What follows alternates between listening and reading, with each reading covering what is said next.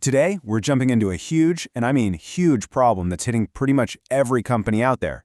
Why are so many AI projects failing? Seriously, millions are being poured in, but for most, almost nothing is coming back out. So let's dive in and figure out what's really going on. Right now, we are in the middle of what you could call an AI ROI crisis.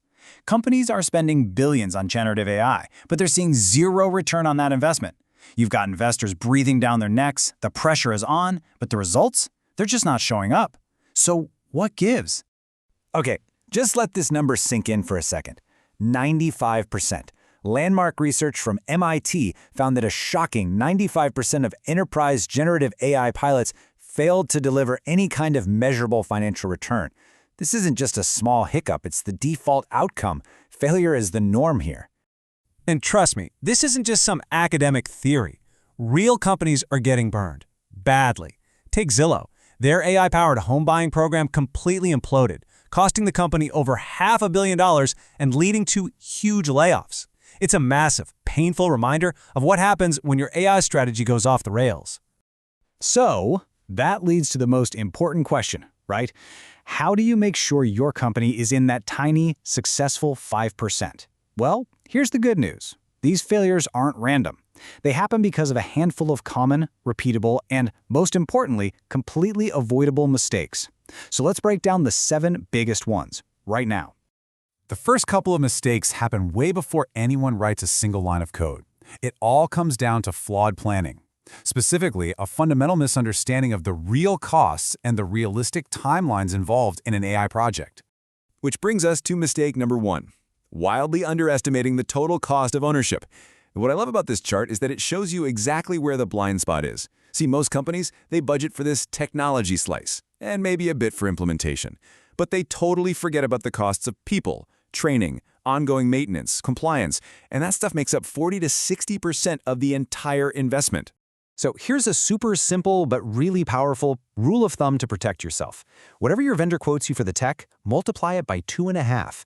That number, that's your real estimated total cost. If the ROI doesn't make sense at that number, then you know what? The project is a non-starter, period. Now for mistake number 2, trying to measure ROI way too early. You know, an AI model is kind of like a new employee. It needs time to get up to speed. This timeline shows the proper stages perfectly. By week 4, you're just looking to see if it's stable. You can't even start to get a reliable ROI calculation until you're at least 6 months in.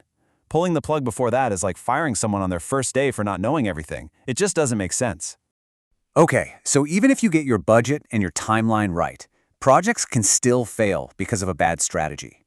This next batch of mistakes is all about getting distracted by the shiny new tech instead of focusing on the actual business results it's supposed to create. And this slide just captures mistake number 3 perfectly. It's starting with the technology, not the business outcome. Thinking, we should use ChatGPT for customer service is a recipe for disaster. The winning approach starts with a crystal clear business goal, something tied to a financial outcome, like we need to slash our customer response time from 4 hours down to 30 minutes. Don't ask, what can we do with AI? Instead, you should be asking, what business problem can we solve using AI? And that brings us to the single biggest technical reason AI projects fail. Mistake number 4, ignoring your data foundation. An absolutely staggering 85% of AI projects fail because of bad data. It doesn't matter how fancy your model is, if you put garbage in, you're going to get garbage out. Every single time. So the solution is pretty straightforward but crucial. You have to run a serious data audit before you spend a single dollar on an AI tool. You have to ask the tough questions. Is our data complete? Is it clean? Can our teams even get to it easily? And does it actually represent the real world we're modeling? If the answer to any of those is no, well, that's where you need to start your work. Okay, so let's imagine your plan is solid, your strategy is sound, and your data is squeaky clean. You can still fail during execution. These next mistakes are all about those on-the-ground fumbles that can sink even the most promising projects. This slide really gets to the heart of a huge mindset shift. And it's mistake number 5, treating AI like a one-and-done IT project. AI is not a piece of software you just install and then forget about. It's a living, breathing product that needs constant care and improvement. A project team builds something, launches it, and then disbands. But a product team, they own the outcome. They are dedicated to monitoring, tweaking, and optimizing that AI's performance for its entire life cycle. Which leads right into mistake number 6, putting your money in the wrong places. This chart shows a really fascinating bias, doesn't it? Companies love to pour money into these flashy, customer-facing AI tools for sales and marketing because, well, they're visible. But the real goldmine? It's often in the boring stuff, like back-office automation, which can deliver 3 to 5 times better ROI. The lesson here is simple. Stop chasing visibility and start chasing actual value. And that brings us to our final and maybe most critical mistake. This is a decision that can literally double your chances of success or failure. It's the choice between trying to build your own system from the ground up or partnering with experts who've already figured it out. Mistake number 7 is falling for what's called not invented here syndrome. And look, the data on this could not be more clear. Trying to build a complex AI system completely in-house fails 2/3 of the time. 2/3! Partnering with a specialized vendor literally doubles your chance of success. For most use cases, building it yourself is just a losing bet. And this table just breaks down the math perfectly. You can't just look at the theoretical ROI, you have to look at the risk-adjusted ROI. Sure, building it yourself might look like it has a higher potential return on paper, but when you factor in that low probability of success, the expected value just craters.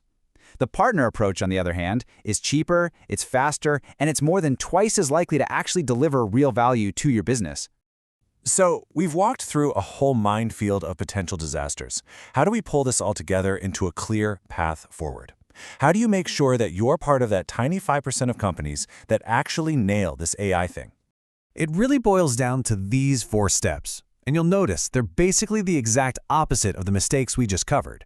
First, calculate your complete costs using that 2.5x rule. Second, always start with the business outcome, not the cool tech. Third, prioritize the proven high ROI use cases first. Yeah, even the boring back office stuff. And finally, number 4, partner strategically instead of falling into the trap of trying to build everything yourself. In the end, it really all comes down to this one question. Are you treating your AI investment like a lottery ticket or like a calculated strategy? The 95% who fail, they're just buying a ticket and hoping for a lucky win without a real plan.